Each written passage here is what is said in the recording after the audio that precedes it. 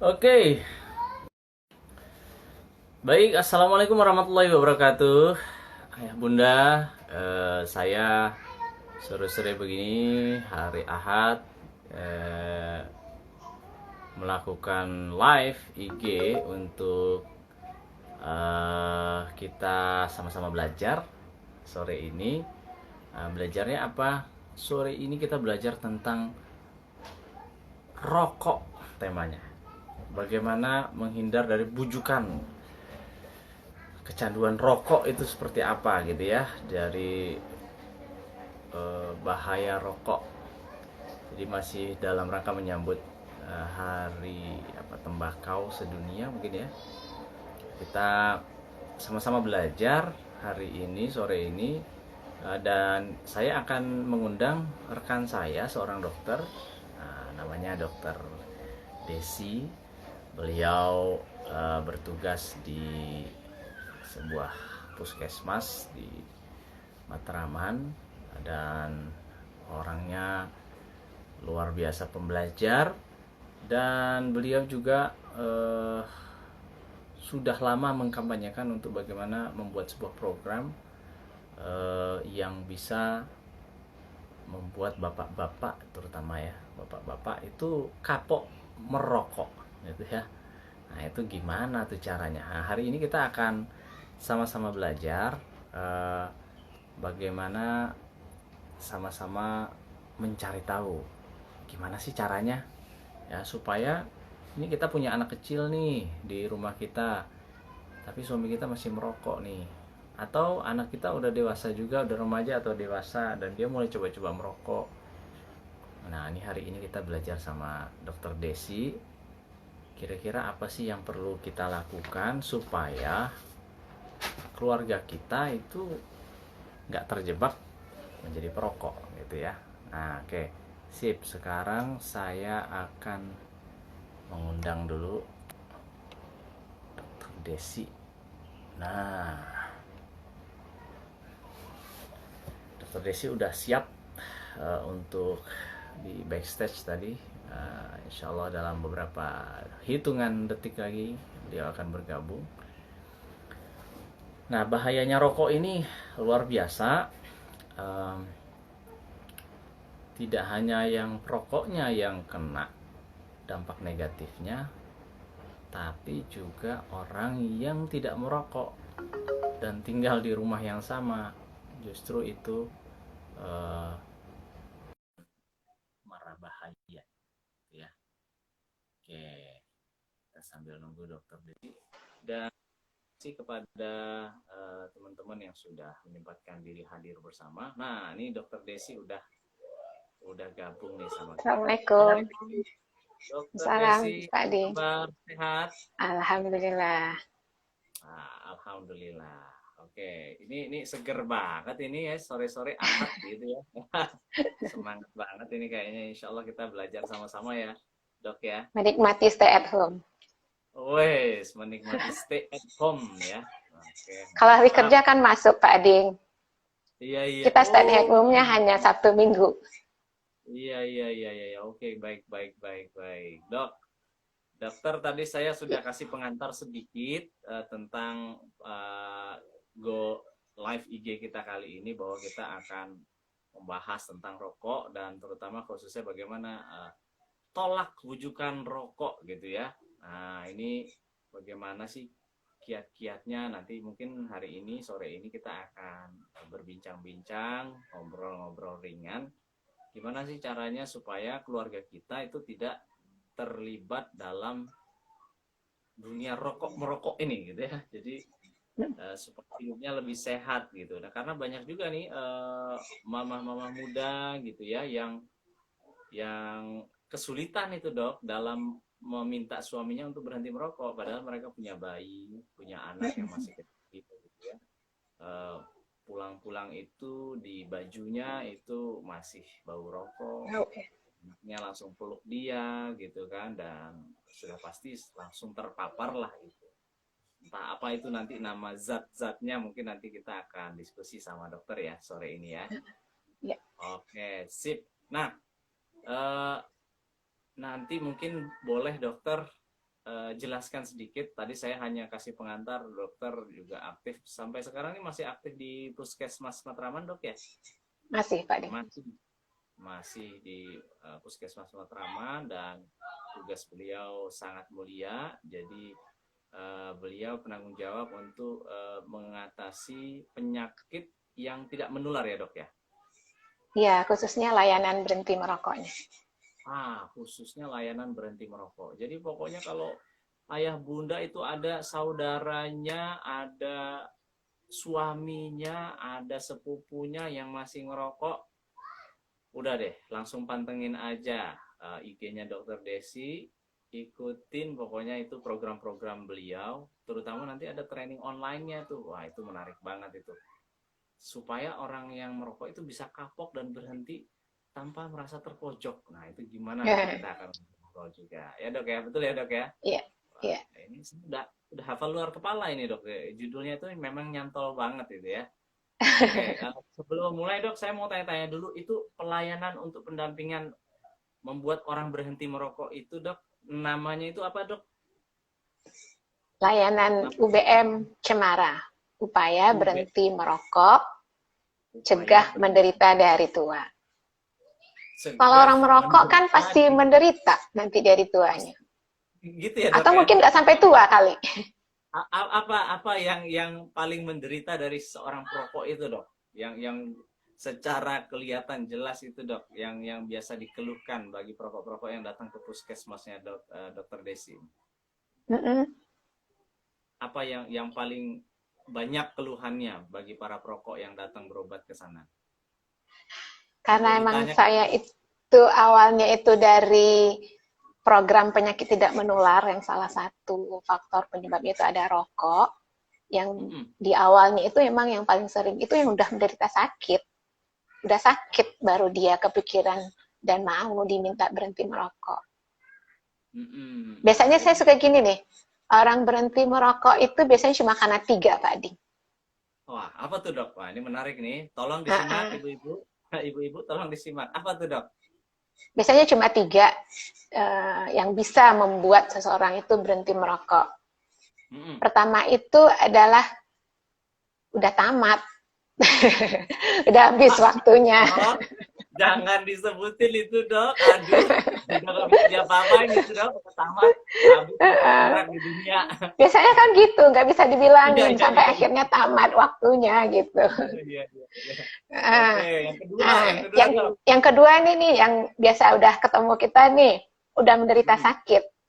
Jadi udah sakit, baru deh bisa dianjurkan untuk berhenti merokoknya. Sebelum dia merasakan sakitnya, biasanya akan selalu ngeyel, dibilangin, oh nggak apa-apa kok, gitu. Uang-uangku sendiri kok, gitu. Iya. Nah, ada satu lagi nih Pak Ading yang kita harapkan nih. Saya menyebutnya mendapat hidayah. Wow. Ini nih harapan kita. Tidak menunggu game over dulu, tidak menunggu sakit dulu, tapi dia dapat hidayah.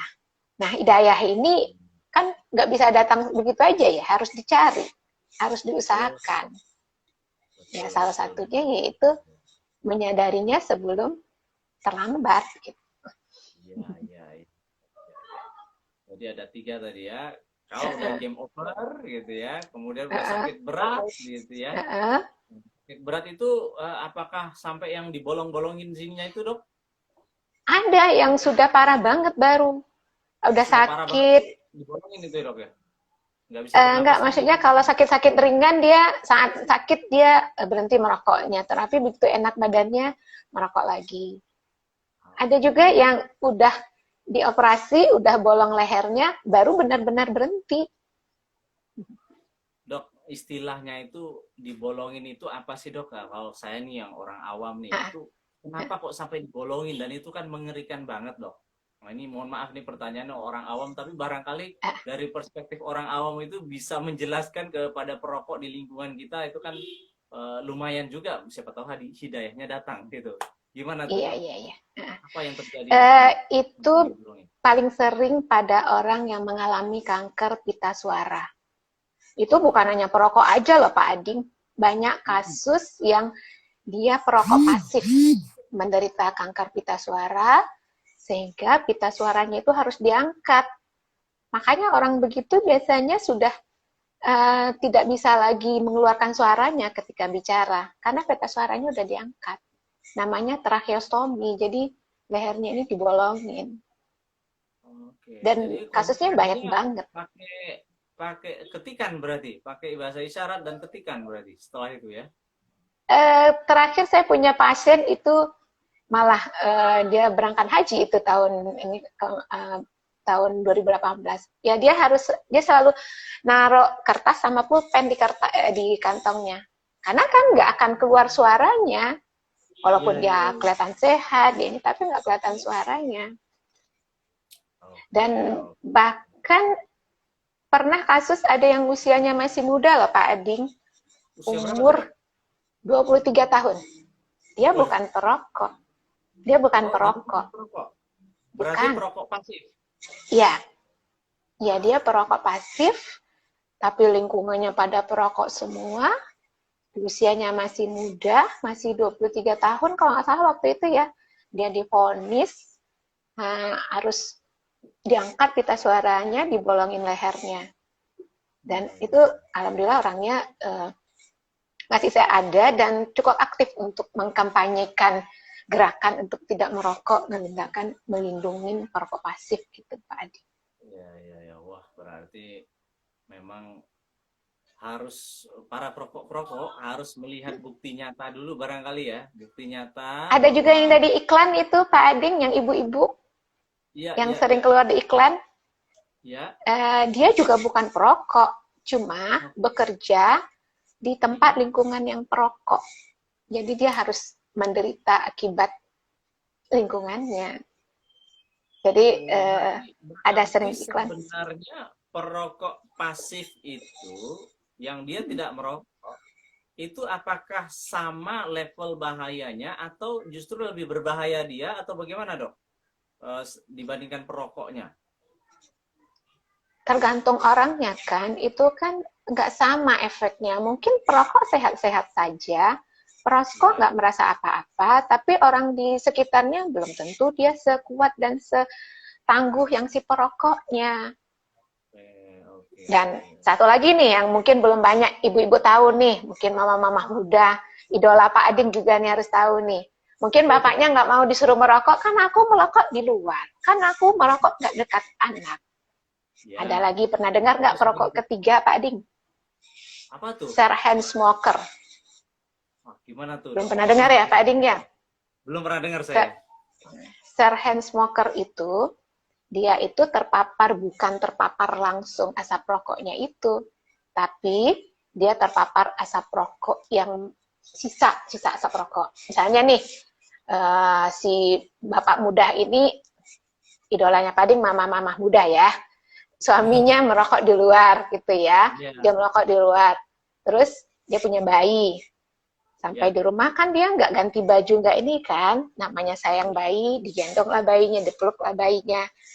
Ini ini bekas rokok masih ada di bajunya, di rambutnya, di badannya. Begitu dia gendong bayinya, si bayi akan menghirup bekas asap rokok yang nempel di sini. Bayinya bisa ikut sakit. Banyak kan kasusnya yang viral juga sudah ada. Kalau orangnya nggak pedulian, begitu anak yang sakit, yang salahin siapa? Ibunya yang nggak bisa ngurus. Ibu jadi nggak enak juga ya ternyata ya. Anak kurus dibilang, aduh anaknya kok kurang gizi, ini ibunya ngurus apa enggak sih ini gitu ya. Iya. Bapak investasinya pas awal-awal aja, pas mau bikin aja dong. Habis itu mama disuruh, ma atur aja ya ma atur aja ya ma gitu. Mama yang atur aja semuanya gitu ya. Nah ini giliran merokok juga eh, dia juga ternyata bapak-bapak yang merokok bisa menularkan sesuatu yang tidak sehat bagi Iya, anak-anaknya, terutama anak bayi ya, yang iya dia bisa. gendong, dia ajak bermain bersama, menghirup bekas-bekas dari asap rokok tersebut. Sebenarnya apa yang dari bekas-bekas asap rokok tadi itu, Dok? Apa yang merusak zat tersebut, benda tersebut? Di rokok itu sebenarnya banyak kandungan zat berbahayanya. Malah katanya ada 4.000 zat kimia di sebatang rokok itu tuh. 4.000 ya. Sebagian besar itu menyebabkan racun dan ada penyebab kanker. Makanya kanker juga makin lama makin meningkat. Ya. Dan sebenarnya si pabrik rokok nggak bohong-bohong juga sih. Dikasih tahu kan di situ. Rokok Nah, menyebabkan kanker, rokok ya, ada membunuhmu. gambarnya. Ada gambarnya juga, Tapi Dok. ya ada gambarnya juga, tapi nggak ngaruh kayaknya ya. Nggak Nggak ngaruh ngaruh ya. sama si perokok. Nggak tahu, nggak dilihat kali. Iya, Kan iya, iya. selalu ditulis. Nggak mungkin kan pabrik rokok membuat itu untuk menjelekkan produknya. Nggak mungkin kan cuma buat nakut-nakutin gitu atau hiasan. Kan dia menyampaikan itu benar gitu. Tapi Mm-mm. mungkin bagi perokok masalahnya karena dia sudah kecanduan, Ya, dia kesulitan untuk bisa berhenti merokoknya itu. iya, iya, Sebenarnya iya. dia juga mungkin tahu itu berbahaya, pengen berhenti, tapi nggak segampang itu kalau sudah terjadi kecanduan. Aduh. Makanya itu nanti perlu tuh bantuan orang-orang Ya. sekitarnya itu. Jadi Gimana orang-orang mendukung. sekitarnya itu perlu melakukan setting lingkungan, pendampingan gitu ya, yang bikin si perokok ini nyaman dan dia nggak kerasa sebenarnya sedang digiring untuk berhenti dari merokok tersebut ya. Iya. Karena kebanyakan kan merokok itu bisa jadi karena korban iklan juga, karena korban Bisa. pergaulan juga gitu kan. Oh, ngerokok dong. Waduh, cemen banget. Cemen gitu ya. Dari SMP gitu, dari SD, SMP, SMA gitu kan dibeginiin terus sama temennya kalau dia Iya. ngerokok. Lama-lama dia jadikan itu sebagai sebuah pride-nya dia yang nggak bisa digubris gitu kan. Nah, padahal Iya. tidak bisa berpikir jangka panjang dampaknya seperti apa gitu. Nah, mungkin ini memang butuh butuh pendampingan yang ini ya, Dok ya, yang melekat gitu ya, yang halus mainnya, main cantik gitu, nggak main kasar langsung tiba-tiba diceramahin. Tahu nggak papa? Papa itu sedang menzolimi diri papa gitu ya. Ah, itu suami-suami langsung langsung meradang itu biasanya kalau pakai cara langsung tembak di tempat begitu ya, Dok ya. Makin heboh dia nanti. Ah, makin heboh, Kayaknya makin ada yang berantem. ini ya. Nah, ini ada pertanyaan nih, Dok, masuk, Dok. Nah, Iya. silakan ibu-ibu, mama-mama, yang punya pertanyaan tuliskan di kolom komentar gitu. Kita akan bahas satu-satu, kita kupas satu-satu. Nah, ini ada pertanyaan satu, bagaimana menyikapi lingkungan sekolah yang tidak tertib kawasan tanpa rokok, misalnya kepala sekolah atau gurunya merokok di sekolah. Wah, ini gimana nih, Dok? Pernah menghadapi atau sering menghadapi dilema-dilema seperti ini, Dok? Saya pernah dapat juga masuk ke sekolah, malah kepala sekolahnya itu merokok. uh, Kalau saya pribadi sih, kalau misalnya kepala sekolahnya itu perokok, itu urusan pribadi. Ya, Yes. urusan pribadinya dia. Karena mungkin emang dia belum bisa membebaskan dirinya dari kecanduan tersebut. Tapi menjadi kewajiban sekolah, menjadi tanggung jawab sekolah untuk melindungi anak didiknya. Sebenarnya Yes. di sekolah itu ada aturan bahwa sekolah itu adalah harus menjadi sebuah kawasan yang bebas asap rokok. Bebas Oh, asap ada aturan rokok itu mainnya itu ya? sebenarnya ada aturan, ada peraturannya antara Menteri Pendidikan, Kesehatan, sama apa satu lagi ya, itu ada aturannya di sekolah itu. Di mana sekolah itu harusnya tidak ada boleh ada rokok di situ, tidak boleh ketemu rokok. Sebenarnya di sekolah itu tidak boleh ada asbak rokok. Maksudnya sesuatu yang berhubungan dengan rokok itu nggak ada asbak rokok. Harus ada tanda dilarang merokoknya. Oh. Harus ada sanksi juga ada. Jadi Ya. setiap sekolah harusnya itu menjadi kawasan tanpa asap rokok atau bebas asap rokok. Ya mungkin kalau emang masih ada sekolah gitu, mungkin dibantu diingatkan saja gimana dia menjalankan aturan, karena sudah ada aturannya untuk sekolah seperti itu. Oke, Karena jadi dan sekarang pun kalau di DKI sendiri ada beberapa guru sekolah itu yang juga sudah dilatih untuk bisa mengedukasi kalau dia menemukan siswanya merokok. Oh, Udah ada juga oke. sih programnya di sekolah-sekolah itu. Di sekolah-sekolah Jadi ada ya. gurunya apabila menemukan itu bisa membantu si siswa itu untuk Itu dokter bisa. melatih para guru itu berarti juga, Dok ya? Saya pernah ikut sharing di pelatihan guru untuk berhenti merokok tahun kemarin. Dan di Kemenkes sendiri, cuma pelatihannya juga bukan hanya buat tenaga kesehatan, guru juga. Karena guru kan berperan di sekolah. Saya waktu pertama kali pelatihan juga bareng dengan guru. Jadi saya untuk puskesmasnya, guru untuk sekolahnya. Jadi kita sama-sama. Jadi guru itu di sekolah jika dia menemukan, dia usahakan sendiri. Kalau dia nggak berhasil, dia bisa kirim ke puskesmas untuk tindak lanjut siswa-siswa yang merokok ini. Sudah ada Oh, jadi programnya kok. bisa ini ya, bisa transfer ya, ditransfer nih anak-anak yang nggak bisa berhenti merokok, transfer ke puskesmas gitu ya. Tapi udah ada treatment awal dari gurunya dulu. Oke, Mudah-mudahan di gurunya udah selesai gitu. oke. Tapi kalau nggak bisa juga, nggak kapok-kapok juga, tolong kirimkan ke puskesmas di Dokter Desi itu di Matraman gitu ya. Apakah di semua puskesmas ruang lingkupnya yang sudah punya program cemara itu di mana tuh, Dok? Kalau di DKI sih rata-rata sudah ada layanannya. Di Cuma semua mungkin puskesmas. ada yang masih belum maksimal ada gitu. Yang ini harusnya sudah mulai ada sih, setiap puskesmas ada. Siap. Oke, sip.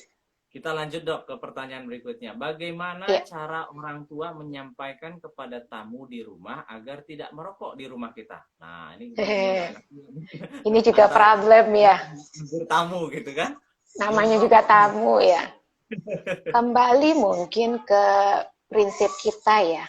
Rumah kita itu kan otoritasnya kita. Ya. Yes. Kalau saya sih berprinsip jangan pernah kita menyediakan asbak rokok di rumah. Jangan sampai kita menghargai tamu kita izinkan merokok di ruang tamu kita, dia merokok, asap rokoknya akan nempel di kursi kita, di sofa kita, di lantai kita, di ruangan tersebut. Ketika si tamu pergi, asap rokoknya tetap tinggal, nggak ikut pergi bersama tamunya. Nah, ketika anggota keluarga kita memakai ruangan tersebut, bekas asap rokok itu masih ada dan masih membahayakan anggota keluarga kita. Apalagi kalau punya anak kecil, dia merayap, dia kemana, dia bisa terpapar. Jadi, kalau menurut saya tidak ada pernah kata malu untuk menegur tamu yang merokok dalam rumah. Kita kasih tahu, kita kan pengen sehat.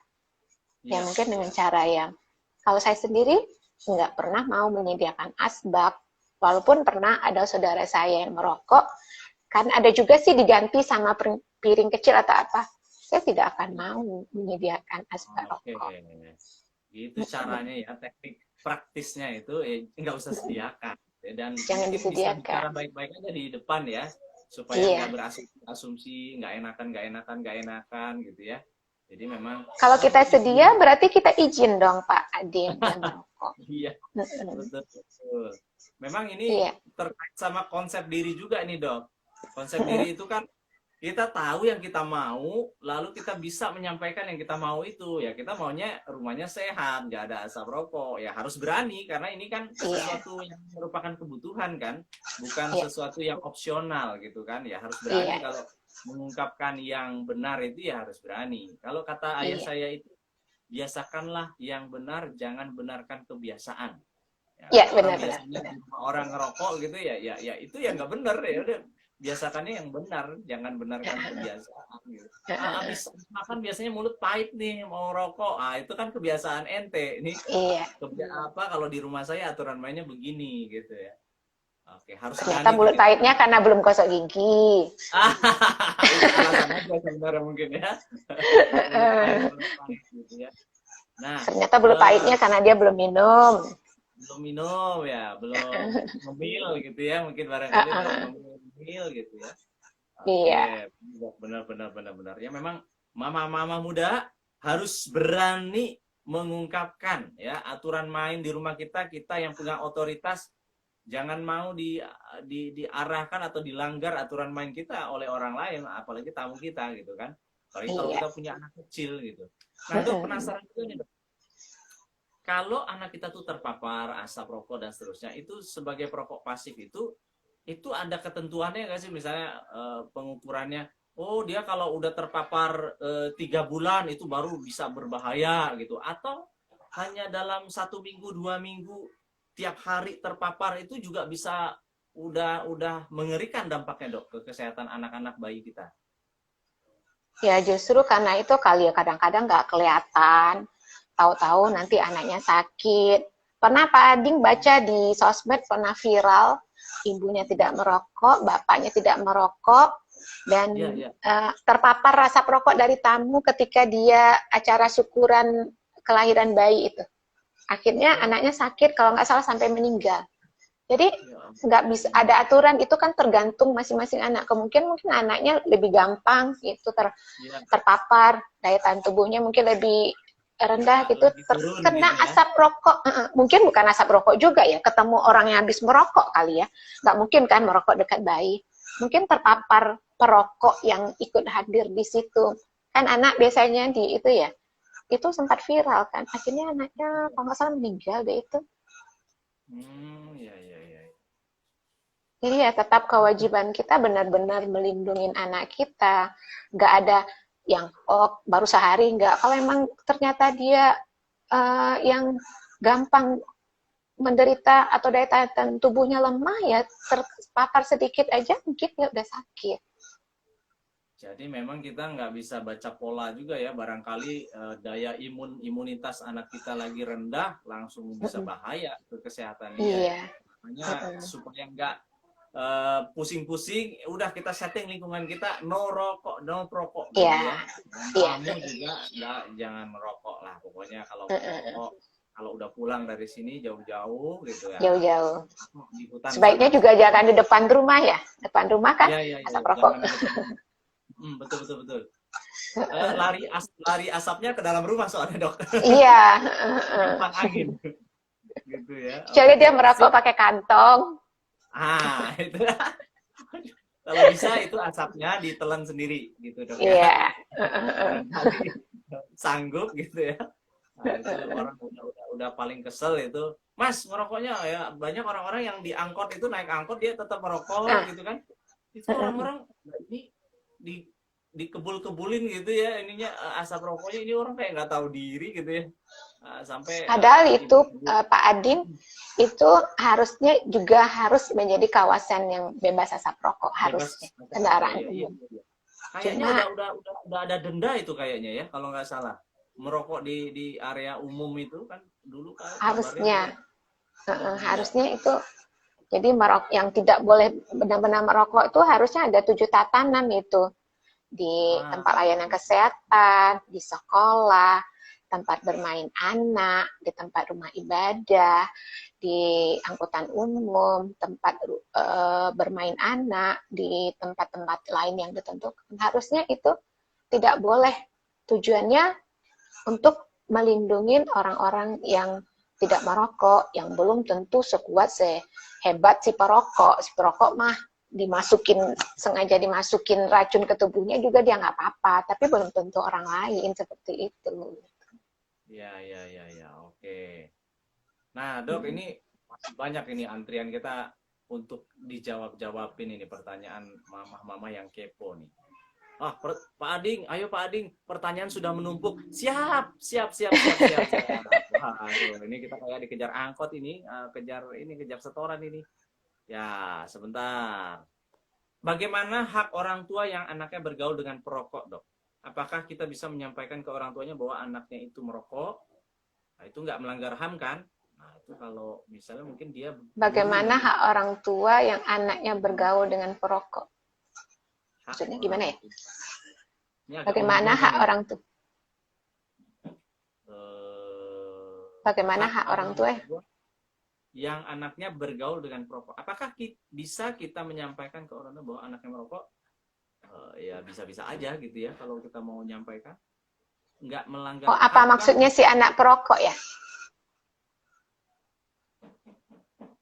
Mungkin maksudnya kalau dia melihat seorang anak perokok kali ya, Pak Adi. Mungkin dia lihat anak perokok, lalu dia laporkan ke orang tuanya gitu ya. Apakah itu melanggar HAM atau tidak gitu ya? Ya, bagaimana dok? Ya, bisa jadi si orang tua sendiri tidak tahu kalau anaknya itu perokok. Saya pernah dapat anak SMP di bawah ibunya karena Hmm, ketahuan gurunya merokok, terus ya, akhirnya dia datang ke puskesmas. Si ibu itu baru tahu, kalau nggak salah dia kelas 3-an, si ibunya itu baru tahu sekitar 3 bulan sebelum itulah. Setelah saya coba gali ke anaknya, ternyata dia ya. itu mulai merokok dari kelas 5 SD.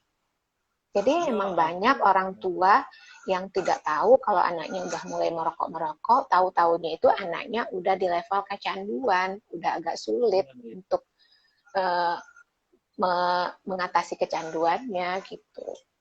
Mm, mm, mm, Ya mm, bisa mm. jadi kalau menurut saya kalau maksudnya ini mengasih tahu bisa aja mungkin kita kasih tahu ke orang tuanya. Jangan-jangan orangnya nggak tahu kalau anaknya sudah ikut-ikutan merokok di luar sana gitu.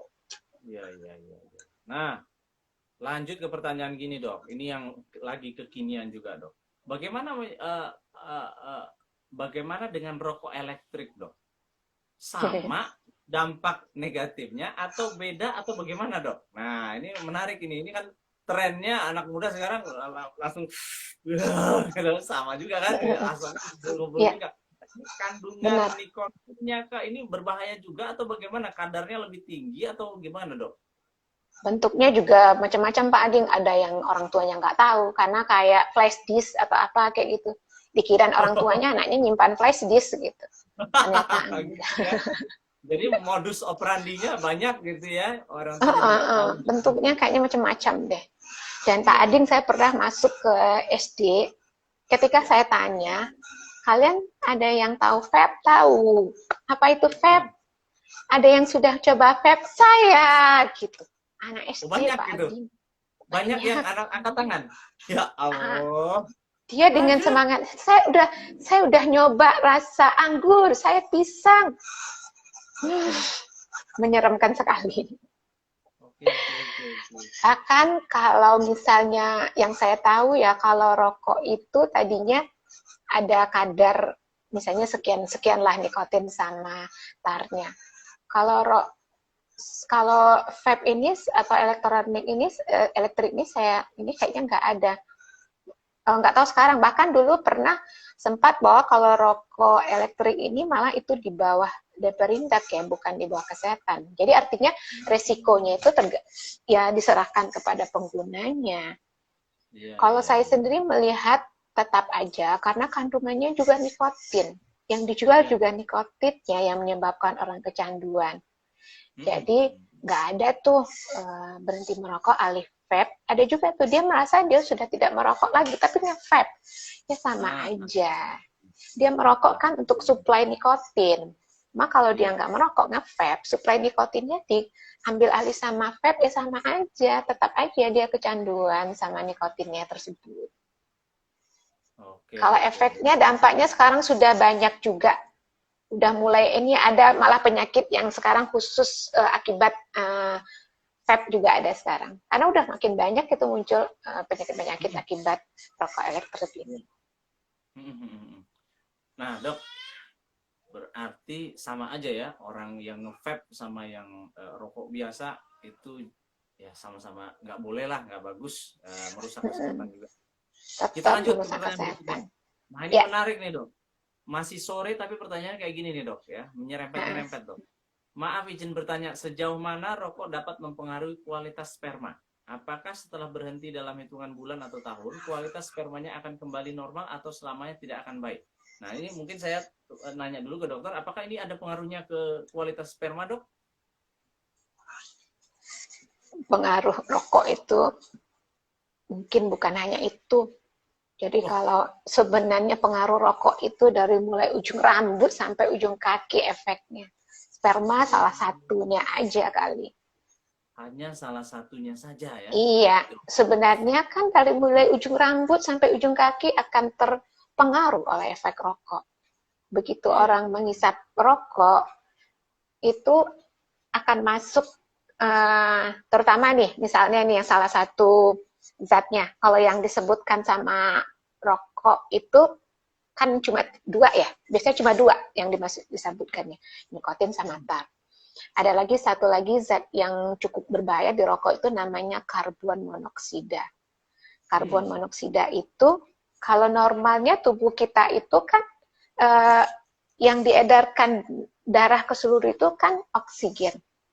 Nah, pada perokok kedudukan oksigen ini akan diambil alih oleh namanya karbon monoksida ini.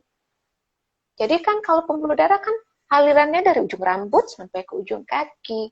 Jadi seluruh aliran darah kita bisa terpengaruh, termasuklah ke spermanya. Jadi harusnya oksigen yang nyampe ke situ, sekarang oksigennya di tempatnya itu diambil alih oleh karbon monoksida, ya perkembangannya terganggu, fungsinya akan terganggu, bisa menyebabkan kecacatan dan sebagainya nantinya Pak Adi.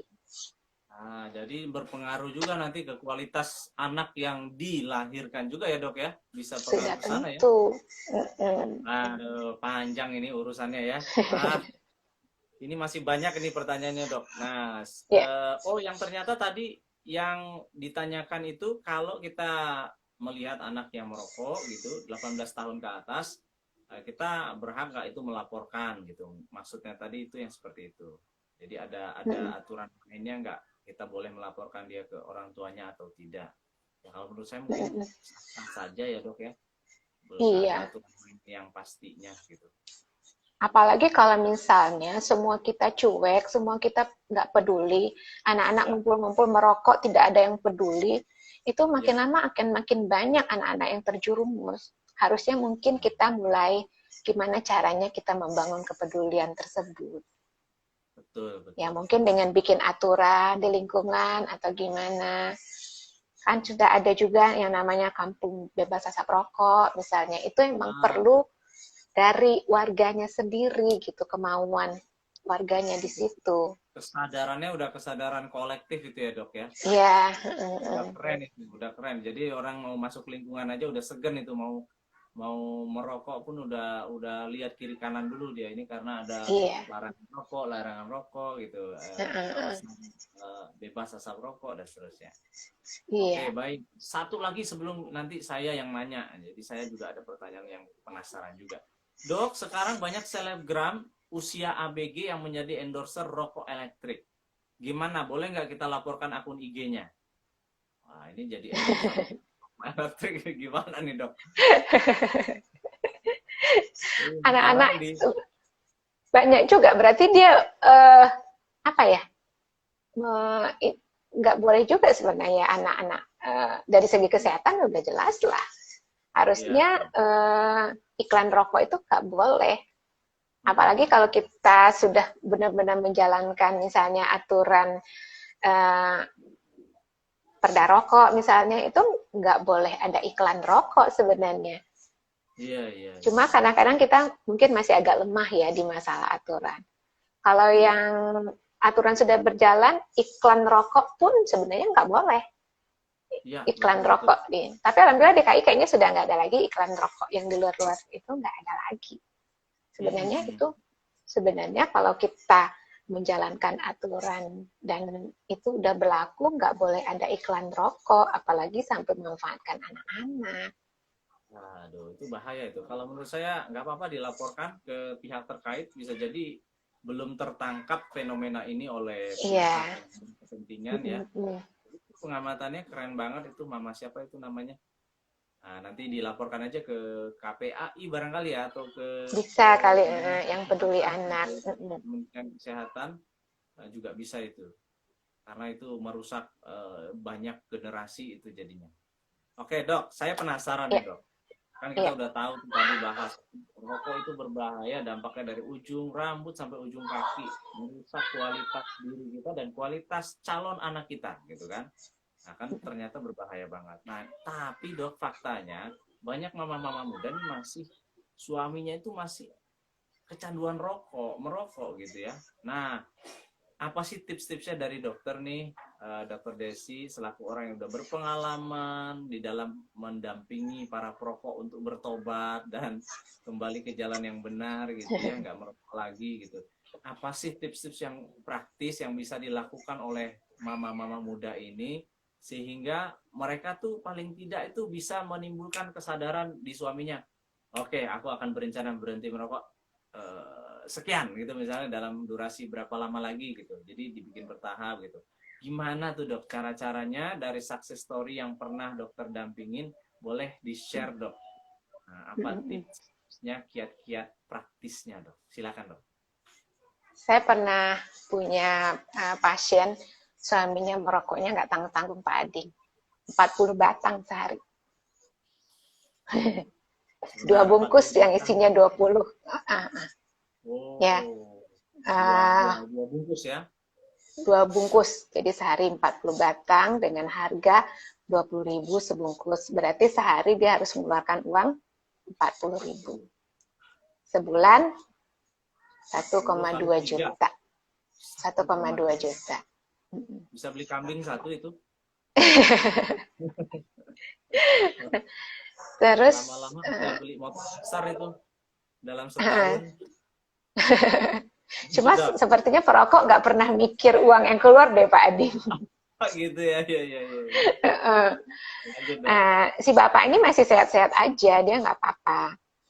Namun dia punya anak balita 2 orang, sering sakit-sakitan. Tiap sebentar sakit, tiap datang ke puskesmas, tiap sebentar harus berobat.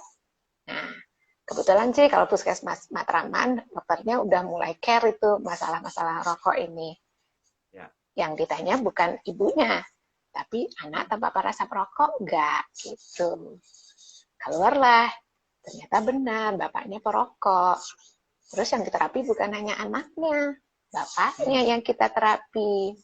Bapaknya yang dikirim ke saya nanti. Iya. Jadi bapaknya datang. Bapaknya datang, lalu apa yang terjadi dok? Ya kita edukasi. Anaknya sakit, salah satunya adalah karena terpapar asap rokok bapaknya. Dan kita minta bapaknya untuk bisa berhenti merokoknya. Jadi ya karena dia emang sadar dan pengen anaknya sehat, itu si bapak bisa langsung berhenti loh Pak Adi. Karena tersentuh bahwa ini anak saya sakit-sakit melulu ke puskesmas jadi kayak pelanggan tetap gitu ya. Akhirnya bapaknya disadarkan, dia sadar, langsung mudah berhentinya dok ya? Iya, dia berhenti dari yang tadinya 40 batang sehari, setelah di layanan kita, dia langsung nggak pernah merokok lagi. Dan mereka bikin perencanaan keuangan, itu uang yang 1,2 itu langsung 800-nya dipakai cicilan motor. Jadi dia beli motor, cicilan motor, terus setelah sebulan datang ke kita, dia datang dengan ngasih lihat udah ada plat motornya gitu. Waduh, ini bisa pamer dikit lah ya. Ini ternyata hasil pertobatan dari merokok lebih produktif ya, lebih bagus dampaknya keluarga juga gitu ya. Iya. Setelah itu kan masih ada tuh 400 lagi tuh. Dia lebih banyak waktunya buat anak-anaknya. Kalau merokok, kalaupun dia sadar kan harus menjauh ya dari anaknya. Kita merokok misalnya kalau dia peduli, dia bisa pergi bawa anak-anaknya jalan-jalan, sering makan-makan keluar. Dan dia juga sisihin buat tabungan gitu. Yes. Jadi bonding sama anak jadi makin erat karena makin sering interaksi yang. Alhamdulillah setelah itu anaknya sudah jarang sakit. Alhamdulillah. Oke. Tentu ada kiat-kiat rahasia ketika dokter tuh mendampingi tersebut. Nah ini kalau didalami secara lebih dalam lagi itu kapan itu waktunya dok? Ada nggak dokter kelasnya barangkali yang mendalami bagaimana para mama-mama muda ini nanti belajar mendampingi suaminya itu bisa mengubah suaminya dari pecandu rokok jadi bisa berhenti merokoknya gitu. Ada nggak dok kelasnya dok dalam waktu dekat ini? Ya, Pak Ding, dalam waktu dekat, tanggal 27-28 ini, saya akan buka kelas Ya. mengajak para bisa para ibu-ibu muda untuk membantu suaminya mungkin, atau siapa aja, atau bisa kakaknya atau apa perokok, mengajak. Kan kalau orang dekat nih yang ngajak itu kemungkinannya lebih lebih besar untuk berhasil. Jadi saya Iya. mengharap orang-orang dekatnya ini bisa membantu si perokok berhenti merokoknya. Jadi target saya memang bukan perokoknya, Pak Ading. Karena perokok Iya, mah iya, iya. nggak akan mau. Perokok mah udah kecanduan, yang namanya kecanduan udah nggak mempan ya Langsung dok ya. nolak dulu. Nggak, Tolak Ding, langsung. nggak. Apaan itu bener-bener pahit menurut saya. Jadi justru orang di sekitarnya ya dok ya yang kita Iya, perlu latih, kita iya, kasih skill tertentu, skill bagaimana mereka mendampingi supaya keluarganya suami, perokok. anaknya atau keluarganya itu yang merokok tadi bisa berpindah, Iya, hijrah, pindah kuadran dari perokok jadi bukan perokok lagi gitu. Dan itu ada iya. trik-triknya diajarin ya dok ya. Ada, nanti kita ajarin di kelasnya. 2 hari, Oke, Pak Din. 2 hari ya, 2 hari Iya. diajarkan. Setelah kelas 2 hari itu apakah langsung sudah selesai atau ada pendampingan juga, boleh konsultasi juga atau bagaimana dok? Saya akan tetap dampingin karena banyak juga sih nggak bisa langsung Iya. berhenti, tapi perlu pendampingan, perlu Iya. konsultasi. Karena ada orang yang sudah berhenti merokok, begitu berhenti, kadang-kadang nggak tahan dengan namanya mungkin kayak orang narkoba sakaunya itu loh Pak Adik. Jadi Oke. biasanya seminggu pertama itu sakaunya itu agak berat gitu, itu perlu Iya, iya. pendampingnya. Nah, makanya itu pendampingannya itu saat sakau dalam tanda petik itu tentu ada jurus-jurus gitu yang kita perlu lakukan treatment ke perokok tadi Iya, sehingga dia merasa lancar dan smooth untuk berpindah dari perokok ke berhenti merokok tadi ya. iya. Nah, oke, oke, oke. Nah, dok, eh, ini tadi masih banyak yang bertanya ini sebenarnya. Wah, oke. Kita sapa-sapa dulu, dok. Ini banyak teman-teman kita nih. Waduh, ada Hijabers Mom HMC. Iya. Ading, ini masih banyak pertanyaannya. Waduh, ya. Mungkin kita tidak bisa menjawab semua pertanyaan, tapi nanti bisa ikut kelasnya Dokter Desi di 27-28 ya dok ya? Iya. 27-28 jam berapa itu dok? Jam jam 9 sampai jam 11 di hari Sabtu. Nanti kita lanjutkan lagi di hari Minggunya. Ya, ya, ya, ya. Oke, sip. Nanti mungkin teman-teman bisa ikuti juga IG-nya Dokter Desi. Nanti akan ada pengumumannya. Di IG saya nanti saya umumkan juga, dan juga di Facebook saya akan saya umumkan informasi detailnya, harus daftar kemana, klik link apa. Karena kabar bahagianya adalah saya juga ikutan belajar, mendampingi pembelajaran tersebut, karena saya sebagai hostnya Ya. di tanggal hari Sabtu dan Minggu itu, insya Allah ya kita belajar sama-sama. Saya penasaran juga nih, ini karena banyak mama-mama muda yang mengeluh juga, ini suami saya masih merokok nih dan saya masih punya bayi. Ya, yuk kalau masih di kondisi seperti itu, yuk mari sama-sama belajar sama Dokter Desi tanggal 27 sampai 28. 2 jam belajarnya dikali 2, kemudian dilanjutkan dengan pendampingan. 4 jam Ya. totalnya dilanjutkan dengan pendampingan. Boleh bebas nanya apa aja, sehingga trik-triknya akan dikeluarkan semua oleh Dokter Desi nanti di sana. Di saat pendampingan terutama ya dok ya. Oke, sip. Ini masih ada lagi yang bertanya nih dok. Aduh. Dok, bolehkah dijelaskan bahwa dampak rokok untuk wanita itu menyebabkan bahayanya sangat banyak? Karena masih banyak wanita yang merokok juga. Dokter melihat fenomena yang sama juga nggak dok? Banyak banget. Banyak Bahkan banget ini cerita saya satu lagi ya. Pasien yang berhasil pertama kali saya bantu itu adalah ibu-ibu. Pak Ading tahu berapa lama dia merokok? Tahu, dok, kalau boleh tahu, itu ibu-ibu terpaparnya pas saat kapan kok dia bisa hobi ngerokok gitu? Pas saat Pak Ading itu yang datang ke saya bukan ibu-ibu muda, bukan kayak fansnya Pak Ading. Nenek-nenek. Nenek-nenek umur 64 tahun. Iya, iya, iya, iya, iya, iya. Dia itu kisah awal saya pertama bikin layanan itu. Waktu itu sebenarnya saya belum buka ke umum, masih membantu teman-teman saya. Dia dengar tiba-tiba minta pengen diterapi. Saya kaget, loh, ibu merokok gitu. Keluarlah ceritanya. Dia sudah merokok selama 44 tahun. Astagfirullah. Hobi atau hobi gitu ya, 44 tahun. Iya, jadi dia sudah... Akhirnya orang ini berhasil dok, berhenti dok, 44 tahun ini. Alhamdulillah dia berhenti dan dia jadi semangat saya untuk terus memberikan layanan ini. Ternyata ada orang yang butuh dibantu kayak gitu. Yes, Itu nggak tanggung-tanggung seharinya 15 batang. Ya Allah. Nenek-nenek udah nggak nyaman dengan cucunya, udah selalu diomelin cucunya. Begitu kita tahu ada layanan, dia minta dibantu. Alhamdulillah dia seminggu setelah balik dia datang masih sempat merokok 2 batang. Tapi 2 batang itu adalah 2 batang terakhir rokoknya. Setelah itu dia udah berhenti merokok. Jadi pasti bisa. Yang mau berhenti merokok pasti bisa. Nah dok, boleh nggak dibocorin? Nanti kan itu belajar ada mungkin barangkali prinsip-prinsipnya barangkali ya. Kemudian apa langkah-langkah kunci yang perlu kita lakukan sebagai orang yang mendampingi suami-suami yang mau kita arahkan untuk berhenti merokok.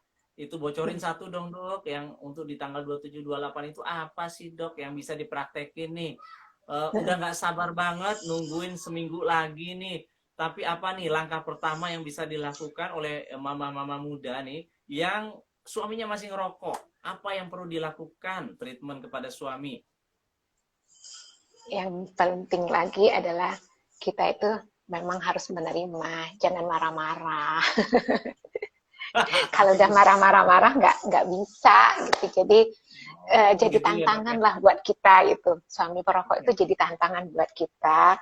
Mungkin ujian buat kita, gimana Allah kasih cobaan nih kita nih, gimana kita ngadapinya. Seru nih.